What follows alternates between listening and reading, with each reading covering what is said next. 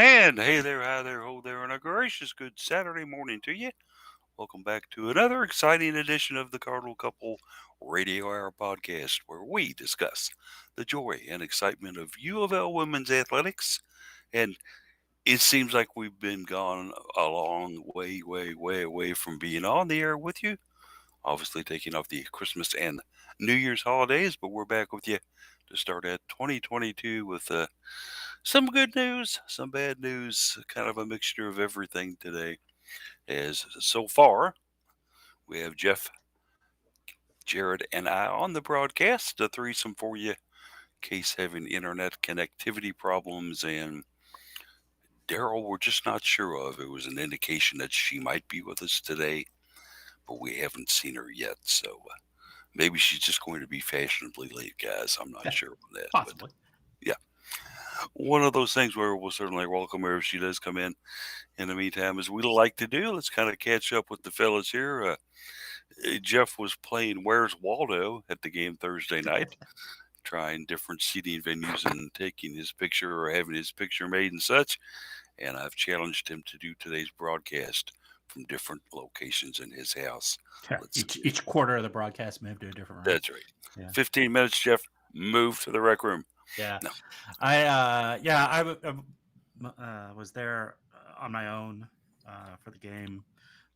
So I figured it was an opportunity to kind of just move. There was a very small crowd given weather conditions. Yeah, figured, move around and see some different perspectives of the game, see what you see from different places. So the game was listed as 6,700 in attendance. There's no way it wasn't even close. It's got to be season ticket numbers, right? Yeah, I gotta think that because I would probably say maybe 2,000. That's stretching it.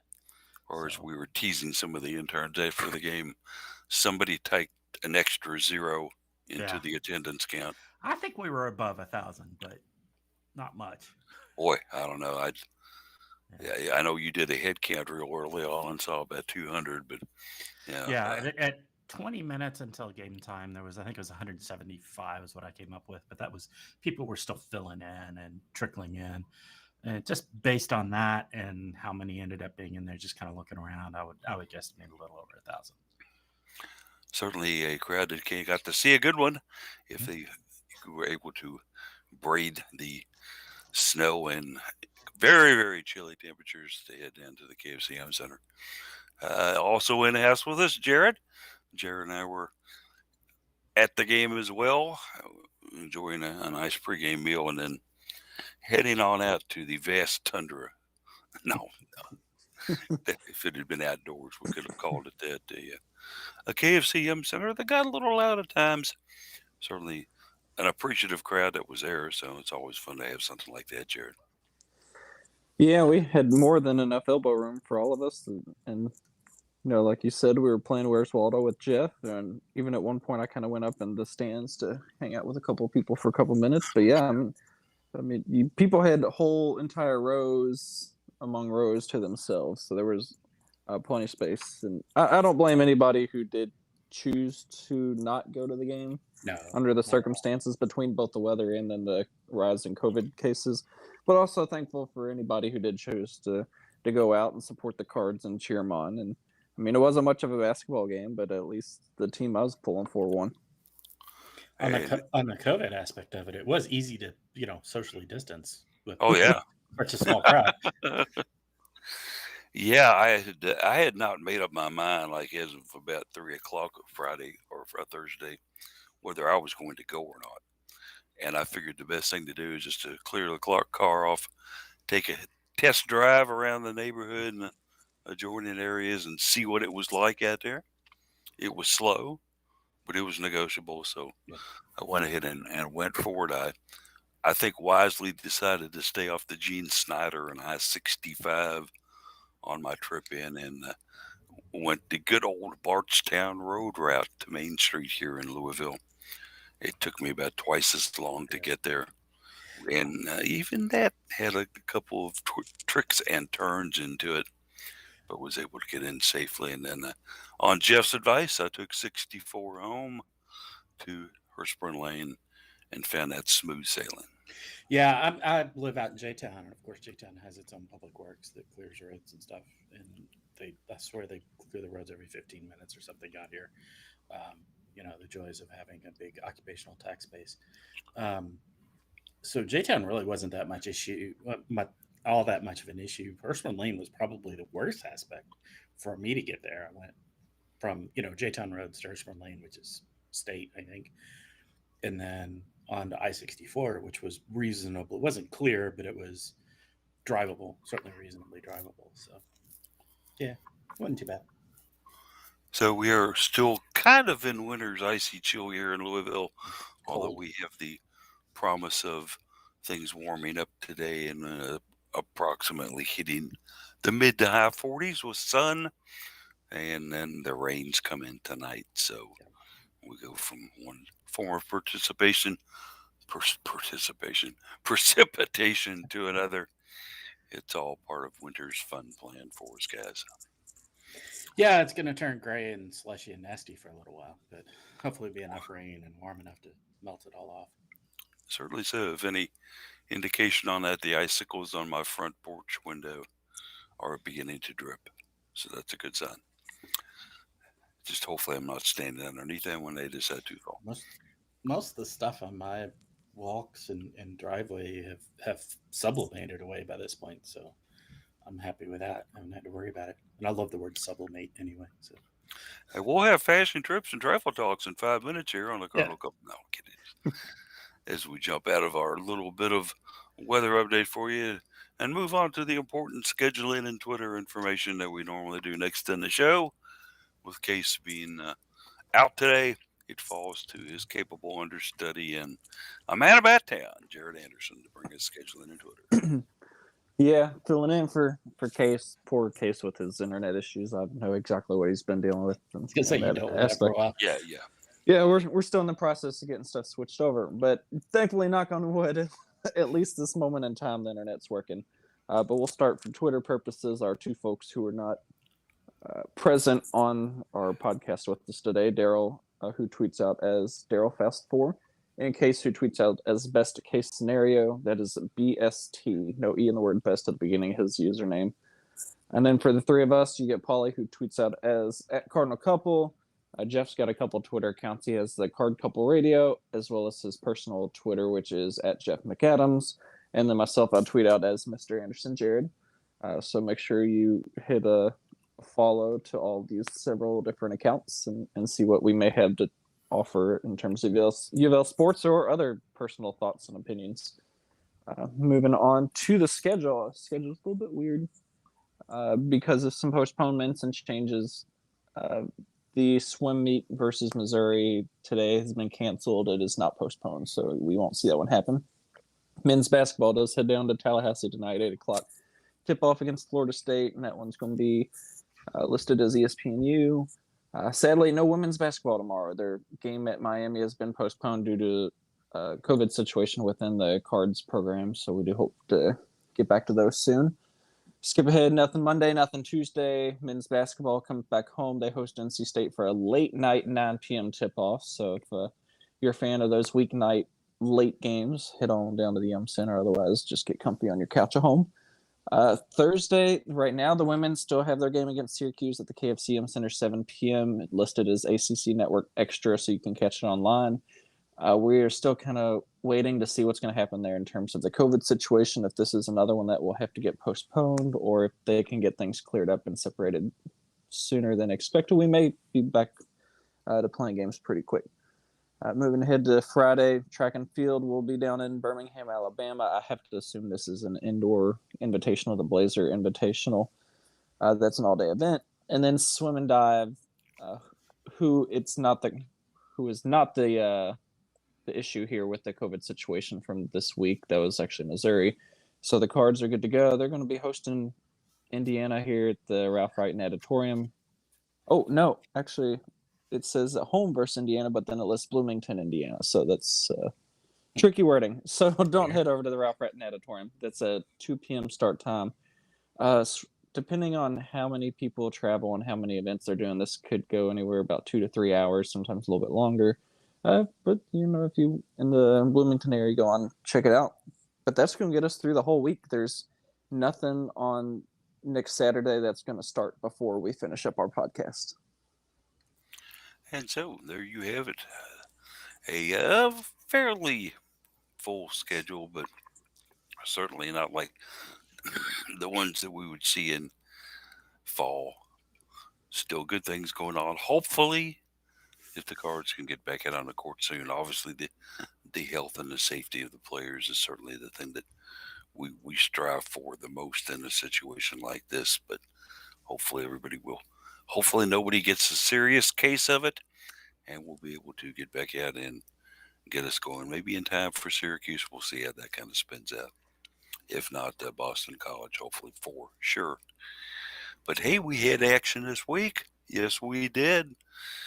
2 games for the women's basketball squad, starting things out in the McCavish Pavilion down in Atlanta, Georgia. We'll get to that one in just a second as we'll jump into the most recent game first. I think that's when the Cards welcomed in Pittsburgh to the KFCM Center for a game that was originally scheduled to begin at 7 p.m., but due to some last-minute ACC network finagling and such, they moved us up an hour to 6 to make us the first game of their double header that they like to feature on Thursday nights.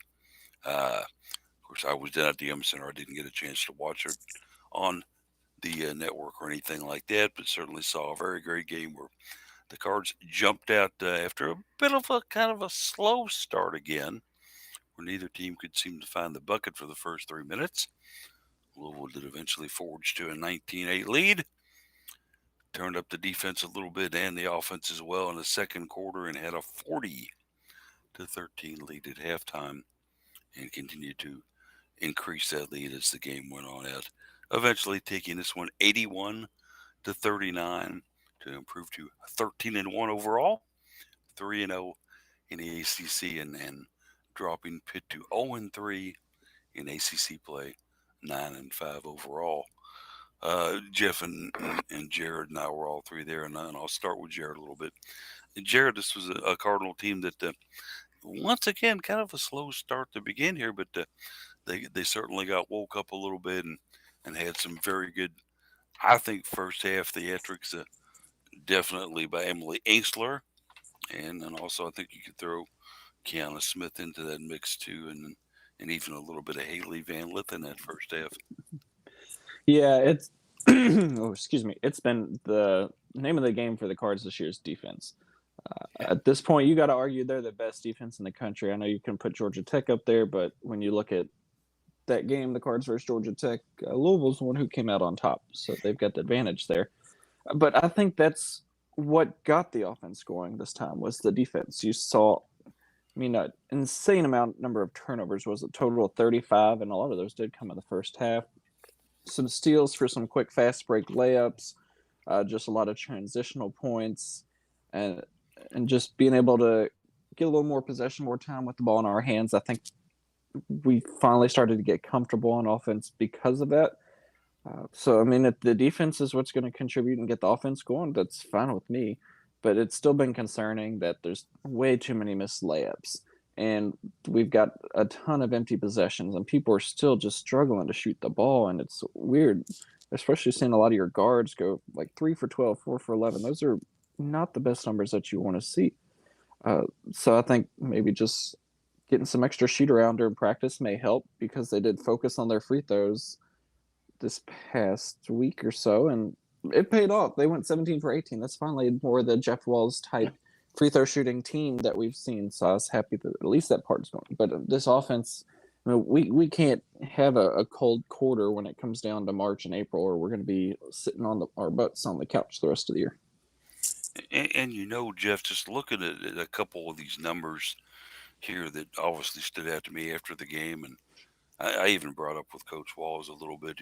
35 turnovers. That's just an amazing number. But Walls was very quick to point out, well, we didn't force all 35 of those. Yeah, I heard that. Yeah. Yeah, Pittsburgh, they decided to throw a few into the fray there. But the 19 steals, including 15 18 in the first half, which set an all-time record for Louisville women's basketball in steals for a half. Boy, the Cards were just ratcheting it up. That defense is just to all 8 cylinders. Yeah, absolutely. And it was a bit of a slow start offensively again. We saw that. I mean, you look at the first quarter score was 19-8 for Louisville, so it didn't last very long. But for the first 3 or 4 minutes, there was not a whole lot of offensive production going on there. But you could see the defense ratcheting it up, that lockdown, fierce attack Yorkie style, even if we don't have any official attack Yorkies this year. Defense for the Cards, it absolutely was giving Pitt fits on it, and you know, I even sent a message to our group chat saying, eventually the shots are going to start falling right in the first few minutes of the game, and they did, so that's good news. But it was definitely a challenging start offensively, and we're going to lean on our defense a lot and lean on the defense to drive the offense. And we just have to start hitting shots better. Like even Jeff Walls is like, they're not taking bad shots, they're just not falling. So that'll come.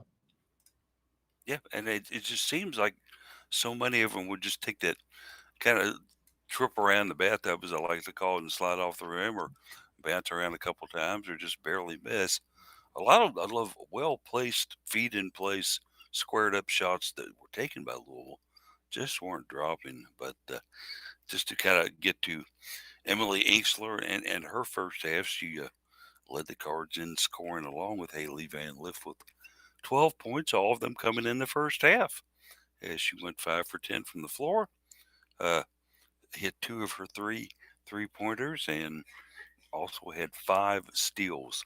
She played every minute of that first half, all 20 of them, and to kind of maybe reward her or say, hey, you put out the effort, she only saw 5 second half minutes, ended up with those same 12 points, but she was just a whirling dervish out there, Jared. I mean, on both ends of the court, getting a little bit vocal, as we found out later on, as well out there, and certainly makes her look like, to me, out of the transfer portal, the best gain by anybody this year.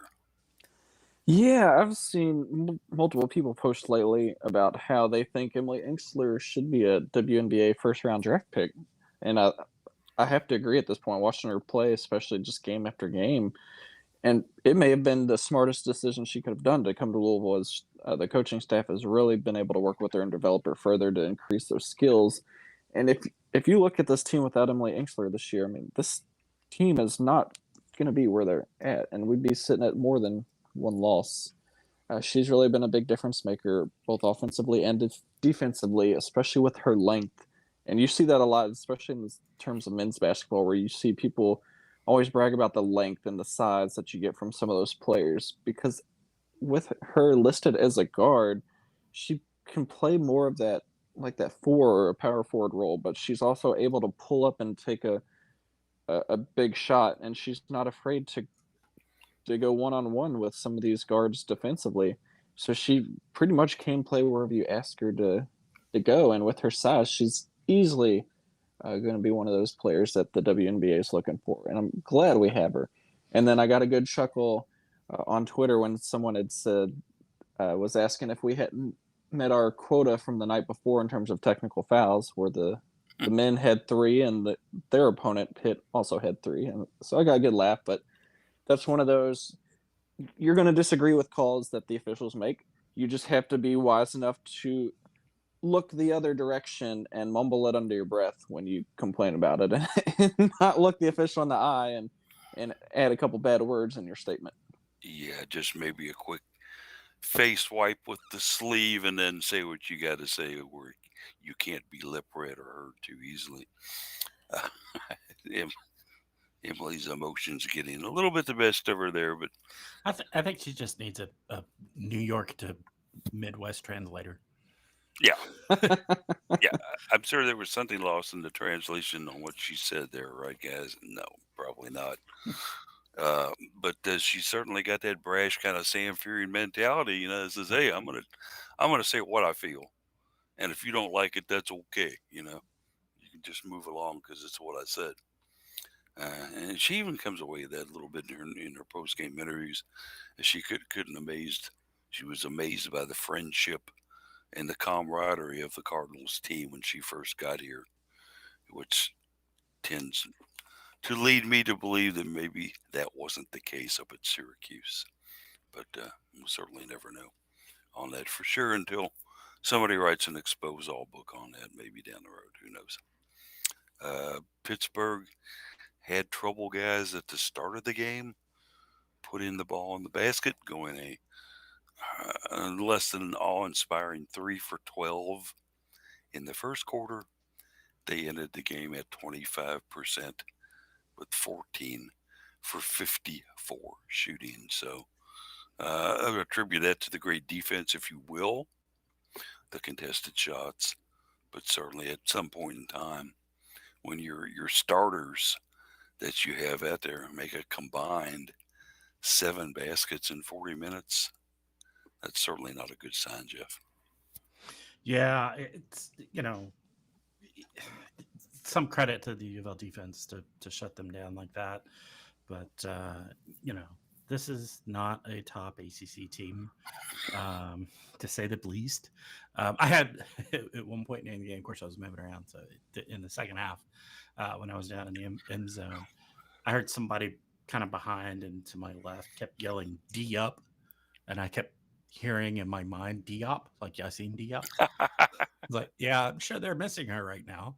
But of course, she was at Pittsburgh before she came down to Louisville for a year. But yeah, this is just, I try to be respectful of other teams, but this is just not a high quality team right now. And with Louisville's defense, that's getting highlighted on ESPN as here's how you do lockdown, and Muffet McGraw and others did a bet on Louisville's defense the other day. This is the textbook of how you do a tough, pressing, interrupting, disrupting defense, and Pitt just wasn't up for it. So, And it doesn't drop off after the starting 5 either, which is something that is very encouraging to see. Liz Dixon's out there bodying up and playing the tough D. Alana Smith with her so much incredible quickness and ability to move around. Peyton Verhulst just slowly coming to grips that, yes, you great do have to play rebounds defense by in her. the ACC. Yeah, Yeah, and she had a lot of great rebounds. I was impressed. absolutely so. She finished for 7 in the game, had 10 points, all in 23 or about 23 minutes. Also a very impressive 2 assists in her as well. And maybe the most impressive fact to me out of all of the statistical numbers and things that we tend to look at and pour over was the 17 for 18 free throw shooting for the Cards. Something that I think was if anybody had told me before the game that, hey, I'll tell you what, I'm going to bet you the Cards go 94% from the free throw line, I would have gladly taken that bet for probably about any amount of money they would have put up. I would have laughed in their face, whoever said that. Yeah, but it was certainly there. And so I wonder if it was Olivia Cochran who had to do the 50 push-ups since she was the only one to miss a free throw. But and I'd even tried to tease Jeff Walls about that and say, was it the push-ups that you and Beth Burns had to do that inspired him to shoot free throws so well, or was it extra practice? And he immediately said he took it in a different direction as Walls likes tend to do with questions. Go, yeah, I know Georgia Tech wasn't that great. Well, we weren't talking about Georgia Tech, Coach. Yeah. We were talking about today, but he did eventually get around to it, saying we did make it a point of emphasis on practice and the show dog. Right out of you. Very good job at Louisville, and it made me kind of wonder a little bit about this. Was it just the fact that we were a little more relaxed at the line because we had the big lead, that there wasn't any pressure on us to hit these? The opponent obviously wasn't one that was going to stage a rally and come back on us in the fourth quarter. Certainly was great to see, and I'd love to see that mindset continue throughout the year. Surprising stat, though, Jared, 43 in rebounds. And let's give credit due to number 23 that they had, Rita Ibawaki, 14 rebounds, 8 on the defensive end. She was a grabbing force in there, so to speak, for the Panthers all night long. I think she ended up with a little over 25 minutes, and certainly a ball player that she's imposing on the court. You take a look at her out there, and I think she goes like at 6'5" and has the body that would make Scott Satterfield drool. Uh, Somebody that can really, really get with the boards. Yeah, she was. I mean, I guess you'd have to say she was the best performing player on the court for Pitt because nobody offensively really did anything. I mean, you can look at their leading scorer, Jayla Everett. Louisville limited her to 3 points in 7 minutes. I mean, so we frustrated her early, and she was just off her game early, and Pitt had to pull her out. So I mean, that was excellent. Nobody for Pitt scored more than 8 points, so they were very struggling very hard. But Pitt's an excellent rebounding team. They were averaging 46 per game going into the that Thursday night game, which was one of the best in the country. So I mean, not only did Louisville hold them under their average margin by 3 rebounds, but the Cards also had 43 rebounds. So I mean, that is pretty awesome. It's phenomenal. And then you could kind of joke and say, well, Pitt gets so many rebounds because they miss so many shots, which, yeah, is kind of semi-true. That's the old Jeff Walls adage. Yeah, your rebounding numbers will go up the more you miss. Yeah, right. But just seeing that UofL was able to hold their own in terms of rebounding and run with Pitt on that one is something that it was nice to see. I know in years past we've seen Louisville teams that just cannot rebound the ball well. But this one, I think there's enough players that really know how to. Emily Engstler, obviously, and then you get your big post players with O and Liz down there. I think Peyton's starting to come and develop well, understanding the game, pulling in rebounds. I know Haley had a quiet rebounding night, but typically you'll see her in there pulling in rebounds. And then, of course, your blue collar worker, Mikasa, who was out this game, is always racking up the rebounding and stats there. So that part definitely factored in, and the 30 defensive rebounds, that's 30 chances Pitt couldn't get a second chance point. So, I mean, that's pretty good right there. it is indeed. We take a look at the numbers of in the actual game, there were, by my accounts, 124 attempted shots. So you figure 86 rebounds total on that many shots. Yeah, it wasn't exactly a, stellar knocking the bottom out of the net kind of evening. But the fans that were there, I think certainly had a great time and certainly got to see the Cardinals get a very, very solid win over a squad. And let's call Pitt what they are. They're probably a team that's going to contest Clemson and Virginia for the foundation of the ACC standings. Foundation. That's a good way of putting it. Yes, that yeah, that bottom feeding. Well, anyway, and it will be interesting to see what happens when Virginia plays them or when Clemson plays them to see who comes out of this one. Probably won't be must-see TV, but it'll be interesting to see the results of those games. Cards with this W went to, as we mentioned, 3-0 in the ACC, 13-1 overall on the season, and are now one of 3 teams that are undefeated in ACC play. Prior to the contest, there were 4. North Carolina fell out of the undefeated ranks with a rather surprising to me double-digit loss to NC State at NC State. Not surprising that it was a loss. Surprising that it was double digits, right? Yeah, that was Yeah. the whole thing. Yeah. I figured they would lose, but I figured this might be a close game. Right, But, right. Agreed. NC State had different ideas about that, jumping on them early, playing very solid defense, and also hitting a nice number of threes, something that the Cards will have to keep in mind as they play them down the road. But this Louisville team, admittedly, they're not playing pitch perfect basketball right now. And I've had more than one person kind of mention to me, guys, we seem to be having trouble still in the half court offensive sets that we're trying to run.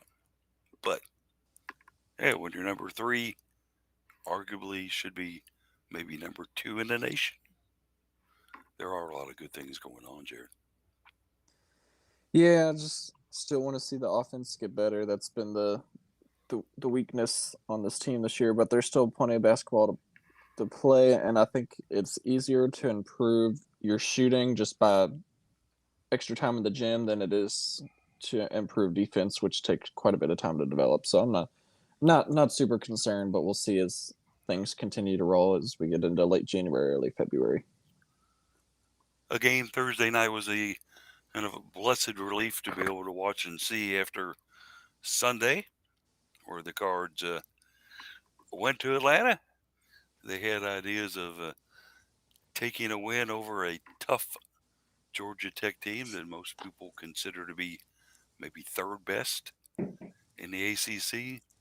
And the Cards had their hands full in this one in the McCollege Pavilion, to say the least, pulling at a 50-48 win in the last 3.3 seconds of the game when Emily Ainsler did a move that stunned, I think, the entire Georgia Tech team, including those on hand to do the play-by-play and color analysis, in just spinning around a couple players in the paint and getting a nice bank-in layup to give the Cards a lead.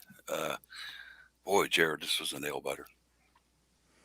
Yeah, it was not the Louisville team that we were expecting to show out, especially there in the first quarter against Georgia Tech. That was just awful.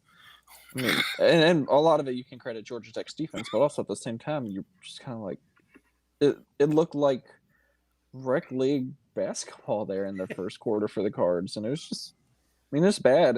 But I think it was Louisville showed a lot of maturity there in the second quarter, being able to bounce back and go into halftime with the tie ball game. Because I mean, coming off of a very embarrassing 3-point first quarter, I mean, you've really got to just regroup and refocus to turn around post a 17-point quarter there in the second quarter, and then being able to respond once again when Georgia Tech was up there late in the fourth quarter by multiple possessions, and being able to just catch your breath and take a moment to game plan and figure out what you need to do, get in the tie, and then obviously the brilliant play calling there with Jeff Walls, understanding how Georgia Tech's defense followed the ball the previous couple possessions, and understanding that Emily Ainsler is probably going to have an open look if they can run a very similar set, and the timeout was a good call there. And hey, we came out with the win, so you can complain all you want, but we still won.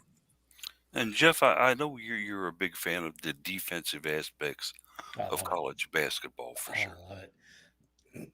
Yeah, I loved this game. It was a lot of fun. The first quarter was, shots not falling. Again, I don't think they were taking particularly bad shots. They just weren't falling. And there's a lot of talent on this team. We've talked earlier about Haley Van Lith, how she sped up her release in the offseason. And I think her shots are not falling as well right now as she has altered that a little bit. I think it will pay off in the long run, but the team's got to get back into the rhythm of being able to hit their shots. And once that starts happening, I think this team's going to be really, really, really dangerous as we get towards later in the season and in the postseason. But yeah, I mean, seeing shots just not fall that are well selected, good choice shots is not fun to watch. But the defensive aspect of it, man, I loved it. It was so much fun. And then the play calling at the end, the mad scientist Jeff Walls shows up again, draw up a X's and O's on a whiteboard. Here, team. Here's a play we've never run before or even practiced. Go out and do it, and they do it to perfection. And again, getting shown off in with ESPN and others and others saying, "Hey, look at how this play was drawn up in the timeout, and how it worked as a textbook example of great play calling." So And to speak of that play, it was very similar to the play before where Van Lith hit the jumper to tie it. right, and it was a play off of that. It was Yeah, intentionally so because the you know because Haley Van Lith got that shot off. Walls's understanding, and he talked about this in the post game stuff as well. He said, "Hey, they're not going to let her do that again, so let's run a play very similar that looks like she's going to do it again." And when you watch the replay, 4 Georgia Tech players bit on that and move yeah. towards Haley Van Lith as she runs off that screen. Yeah, 4 of the 5 Georgia Tech players on the at least lean that way, if not more, and gives Emily Inkster that opportunity to just do a quick spin move and drive to the basket. She's quick. She's got the ability to make a quick drive. Was able to make it work. Yeah, I mean that's like textbooks play calling there. Well, X's and O's. that's basic eighth grade basketball, where they teach you to cut across the middle, and then the center decides what she's going to do with the ball. Right. Hand it off to one of you, turn around and take the jumper or drive to the basket or throw Yeah. it back out front. But Yeah, but the psychology of knowing that this team is going to bite on this because they just got burned on it, right? That's where I think the brilliance yeah. of it comes in. Yeah. And then that's where the mad scientist and his Right. ingenuity come into play for sure. A game where the Cards missed their first 8 shots from the floor.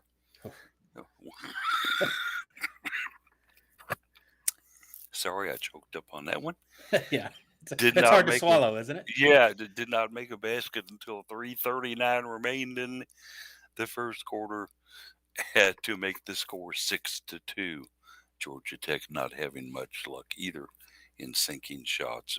But you know, this was a game where, like you said, defense was tough, but you had to kind of wonder if Jeff Walls was going to just call a hard halt to the action at the end of the first quarter and do the old Gene Hackman from Hoosiers thing of getting Ollie up on somebody's shoulders to measure the rim to see if it was a regulation. Okay, it's just like did they set this right? Is it maybe a couple inches off? You just got to wonder.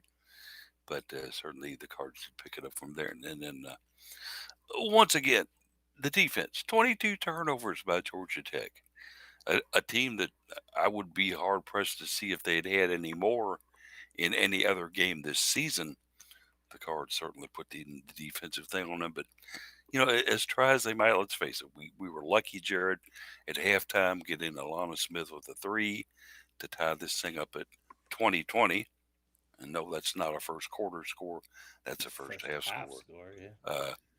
And then actually a 3 by Inkster to give us our first lead of the game to start the third quarter at 23-20. But 2 for 9 shooting the remainder of the third quarter. It just like this was something where Louisville was, just they couldn't buy a basket with American money.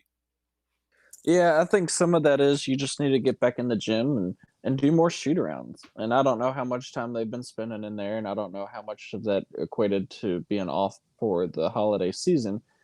But sometimes just getting a few extra reps in will help you find your rhythm and see the basket a little bit better. Because once you start getting a few to go in, the ball becomes smaller, basket becomes bigger. It's easier to knock those shots down. But the more you're missing, it's exact opposite direction. Then it becomes more of a mental thing, and then everything's going in and out on you.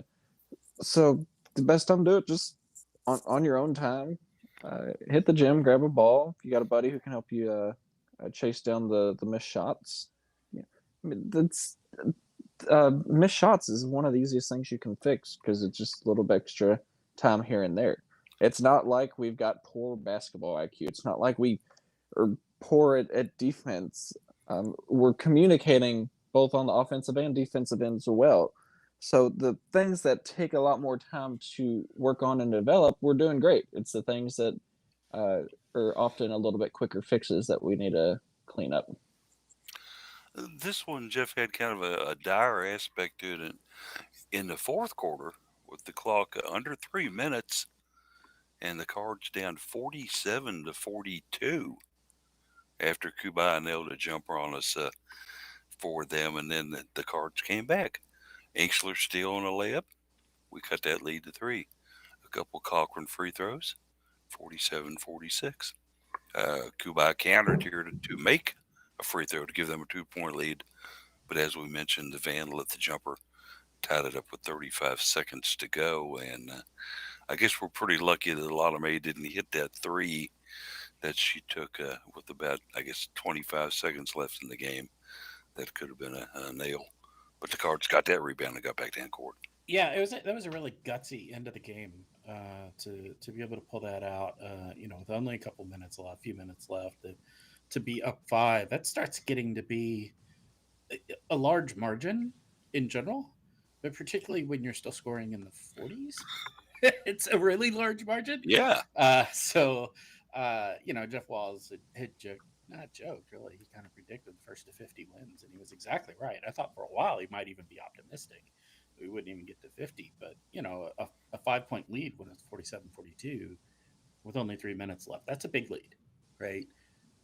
So to be able to keep that composure and say, okay, we're going to go out, we're going to play our game, and we're going to do what we know we need to do. No, we know we can do to get this done, and not just lose it in panic and start flailing out there. That's what has really impressed me about this team, is that they don't give up, they don't get panicky, and they were able to come out there, and Hilly Van Lith nailed that circus kind of shot again, like she is so want to do.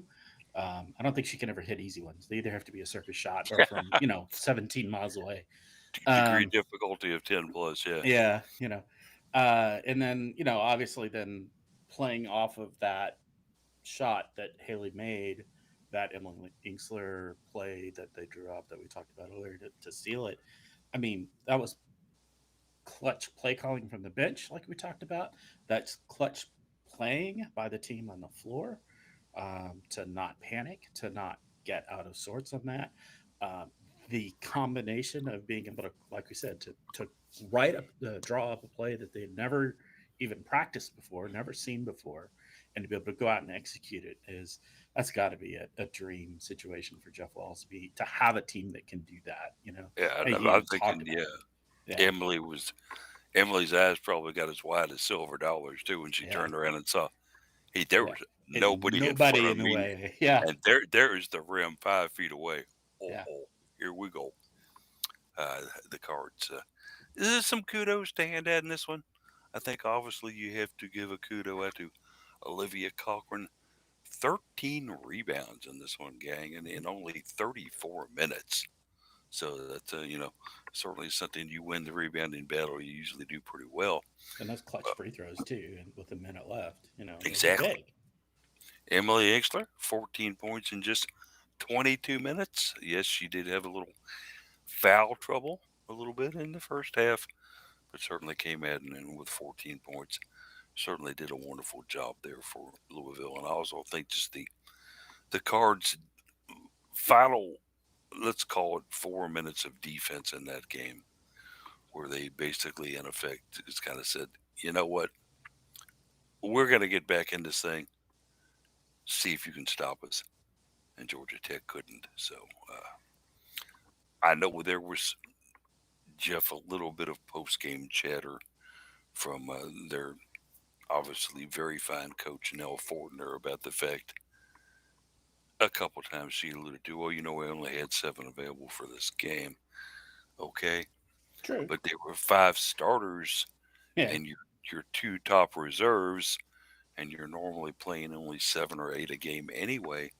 Yes, their backup point guard was out, but still, Yeah. I think, yeah, I yeah, think, however, in this one they might have gone deeper had they had them available, because it was again that defensive, that high paced, intense, where you may need to give people a little more breather. So I think had she had them available, she might have gone a little deeper on the bench this game. I don't know, maybe not. There's a whole lot of what ifs and that you could talk about with that. It is what it is. The game was contested and played, and we don't see them again in the regular season.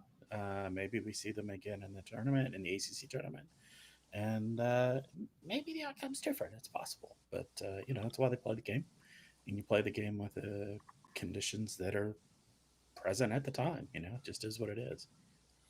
certainly, Jared. If you were going to do some very, very long range forecasting now at ACC seeding and such like that for the tournament in Greensboro.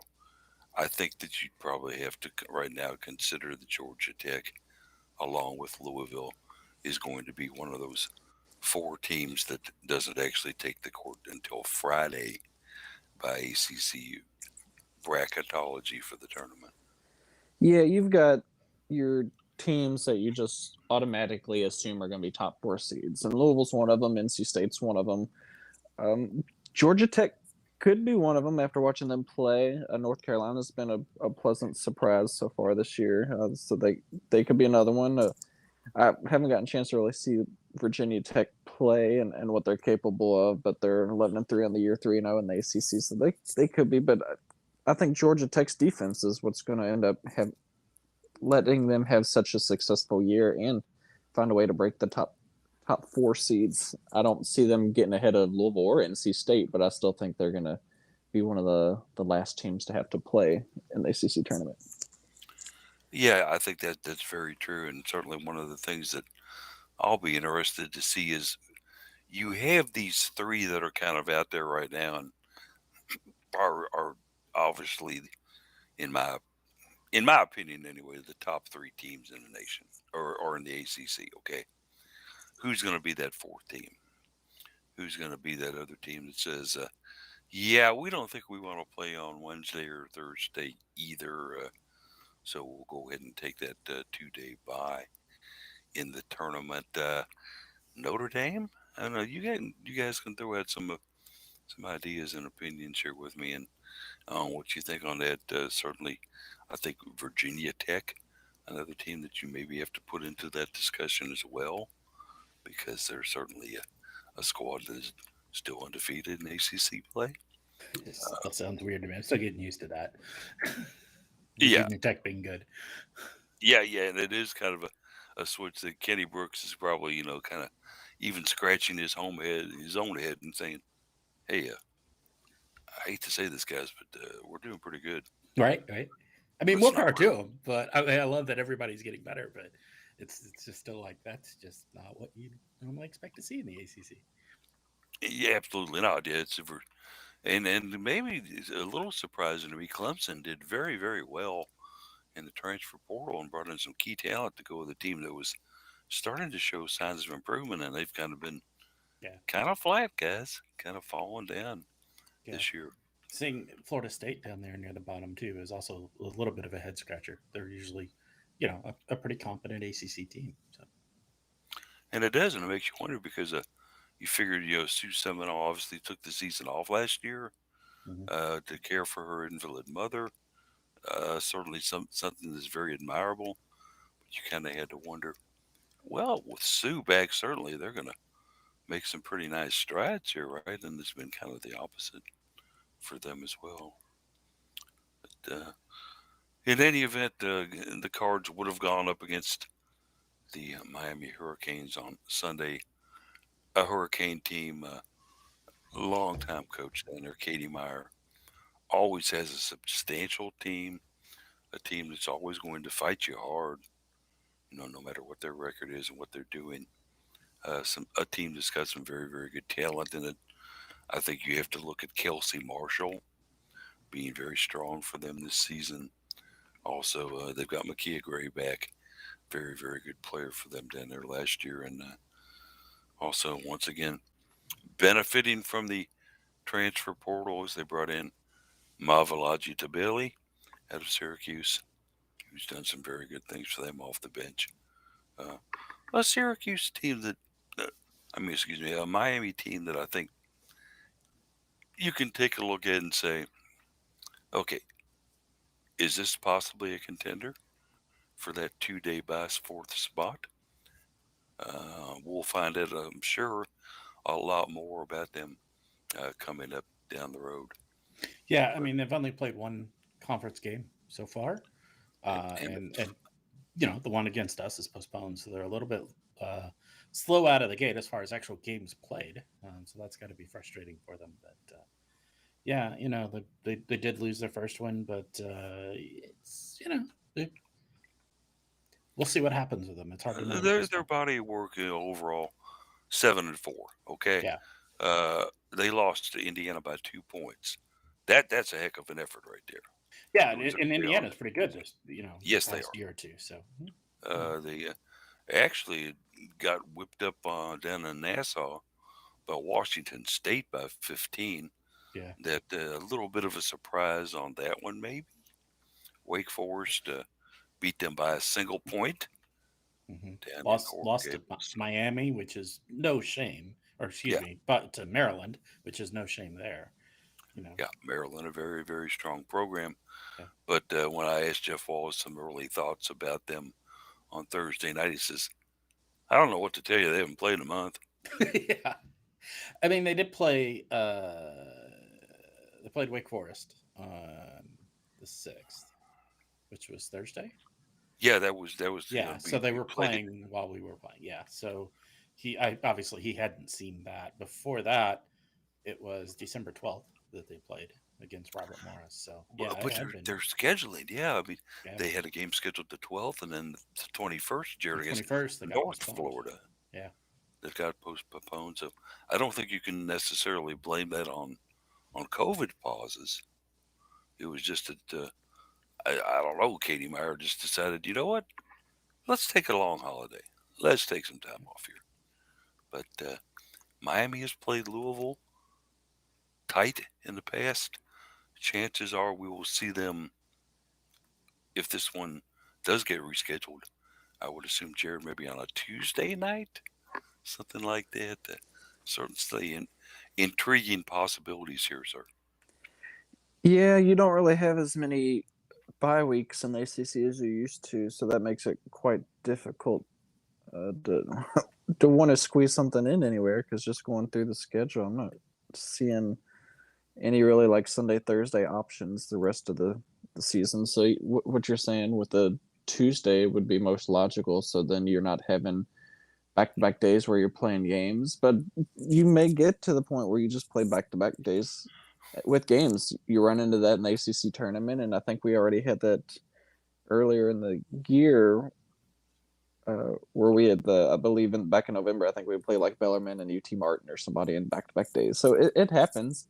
You just have to be a little more prepared and make sure your players are in shape. But we'll just have to sit back, wait and see. And Miami's a team I'd still like to go ahead and make up because that's a game that I believe we should win. And the more wins you can get on your resume, there the better. For sure on that. And so and that it is kind of the. looks like what Go ahead, they've Jeff. done is that, and thanks to Mike on the site for pointing this out, that NC State was scheduled to play Notre Dame. Notre Dame has entered a pause, so NC State and Miami are going to play on Sunday. So shuffling that up a little bit. Um, And so yeah, they're that going to makes get a game in, but Miami's probably going to get curb stomped. So because I was just looking at the scheduling here, yeah, and then next up it was showing on here. They're playing in, and I'm right, like, wait a second, they were supposed to play us on Sunday. No, they've yeah, moved this one to January 9th. That's going to be a 2 p.m. start yeah. So they've in Coral Gables. basically, since NC State and Miami were both going to have their games postponed because the opponents COVID protocol, they're now just going to go ahead and play each other. So we may end up sliding into one of the slots where we're going to play Notre Dame or something. I don't know how this will work out in the long run, but Or at least that was an easy decision probably right, for the ACC to make. right. And it took them the better part of 3 days to come up with the observation. I mean, if it'd Very been the good. NCAA, it'd have been a year and a Oh half. yeah, So we wouldn't have known until March, yeah, and then they probably would have said it's being considered right now. right. Nothing definite. Uh, so women's basketball is as we move on into 2022, kind of in a wait and see situation. Certainly, we hope that obviously everybody recovers well, doesn't have to go through any lengthy periods of hospitalization or anything like that, and that they can get back out and start playing again as soon as they can do so safely.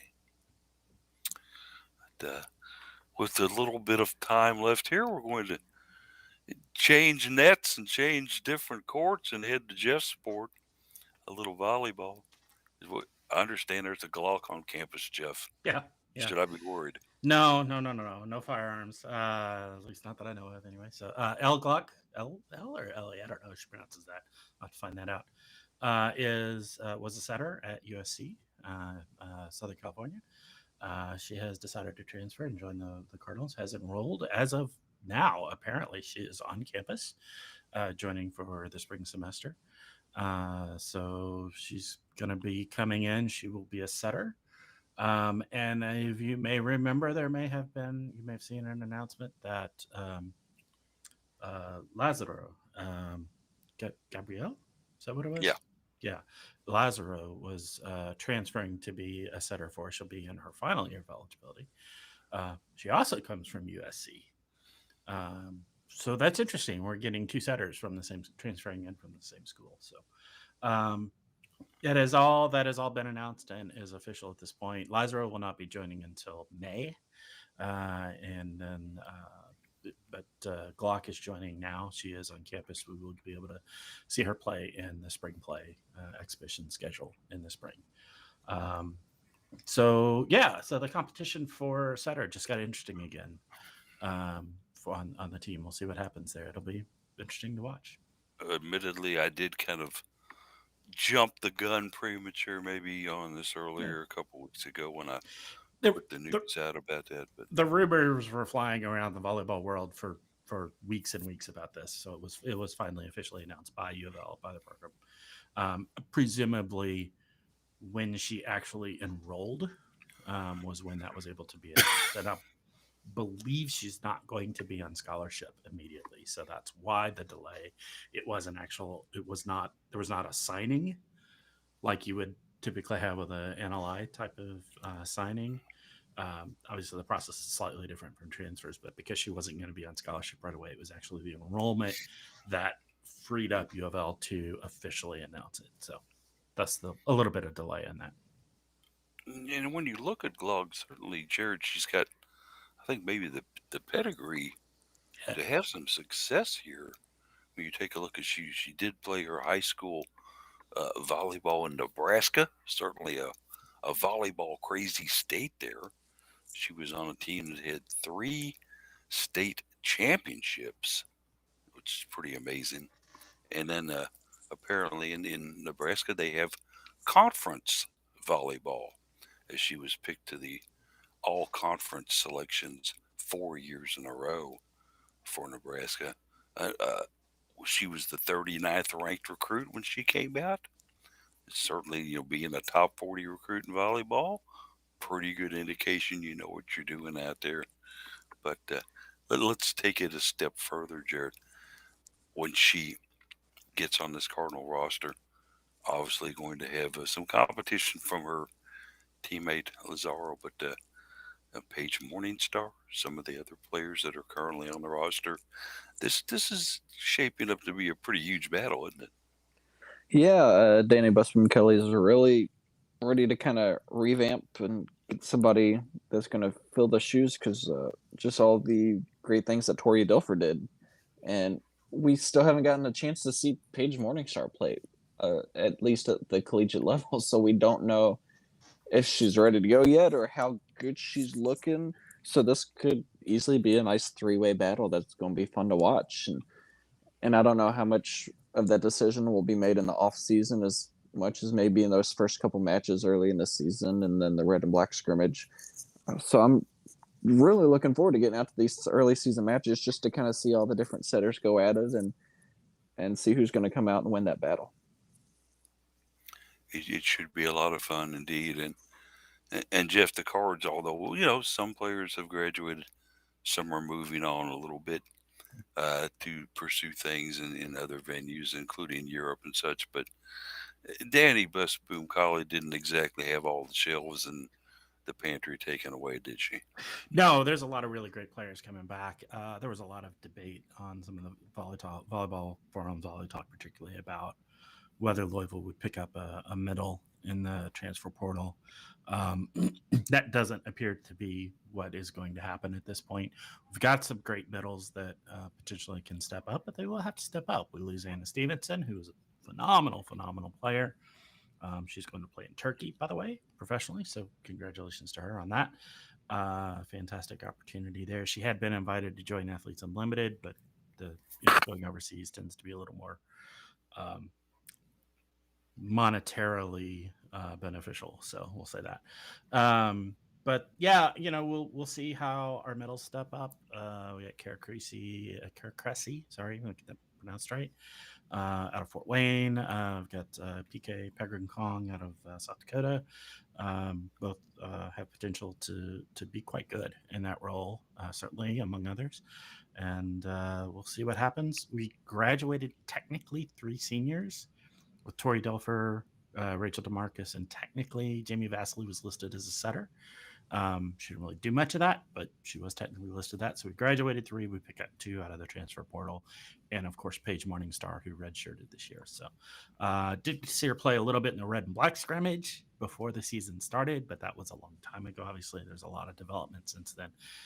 Like Jared, I'll be interested to see how at least Ella and Paige do in spring play, with Raquel joining in May after that. So it'll be interesting to see. Certainly anticipate that when it rolls around later on this year for Louisville volleyball. Guys, just glancing at the old clock on the wall here, Mo, Larry, and Curly tell me that it's 12:02. And so another show has just seemingly flown by for us here on the Cardinal Couple Radio Hour podcast. So I think we could go ahead and move into some final thoughts. Jared, I'll let you go ahead and start us out on those today. Just hopeful that we can get the COVID situation with our women's basketball team addressed and taken care of pretty quickly, so we can get back to playing some games as soon as possible. Hopefully, everybody is going to be healthy and no long-term effects, and just wishing the best for all the players and the staff and coaches that may have had the unfortunate incident of contracting COVID. Yes, indeed. We wish them the best. Jeff, what you got for me? Yeah, well, happy new year, happy new playlist for Cardinal Couple Radio Hour podcast on the YouTube site. So kind of all things new starting out here. First podcast of the new year. So let's try and make it a good one, folks. Let's we've got some challenges ahead of us, but yeah, let's be kind and considerate to your fellow human and understand what it takes to move forward as a society and not just an individual self-interest. So. Certainly so. I mean, you can sometimes get yourself in a situation. If you listen to the news channels and the news broadcast too much, you can almost walk away from them with a gloom and doom almost kind of attitude and feeling, hearing about this and that, and so's disputing what so and so said, and so's still harping about what happened a year ago, and yada yada yada and stuff like that. And I think it's maybe time that if we can, as many people as possible, just take a step back from it all and say, hey, we're still alive. We're still, living in the best country in the world, in my opinion, but certainly things that would point that out. And that, we're not in World War II Germany. You know, our society is still functioning. Although some people say it's on life support, it's still doing fairly well out there. We've got vehicles where we can drive around. We're able to listen to podcasts like this. We're able to attend sporting events. And we're still able to get together and break bread with our friends and family. So, let's kind of enjoy the good things for a while. I've got to agree with you there. Uh, yeah. Final thoughts on my end. Just one real quick one, kind of out of season, out of sport, but congratulations to Louisville Field Hockey. Justine Sauer graduates them smart and keeps them smart while they're there. They brought in a spectacular fall semester GPA of 3.760. Wow, that's Yeah, we've been seeing all these APR updates out of all the different sports. That one yeah. is one of the highest. I don't think I ever even got close to 3.5 my entire time at UofL, and for a whole team to beat me, well, what can I say? Yeah, there were other things that were happening on campus, but certainly congratulations to field hockey on that, and certainly adjusting Sarah does stress academics quite a bit with the girls, and they have responded. So it's been a fun one, and so we will certainly invite you to join us next week, 11 a.m. for the Cardinal Couple Radio Hour podcast. Unless you know something we don't, we'll see you then. Everybody have a great week.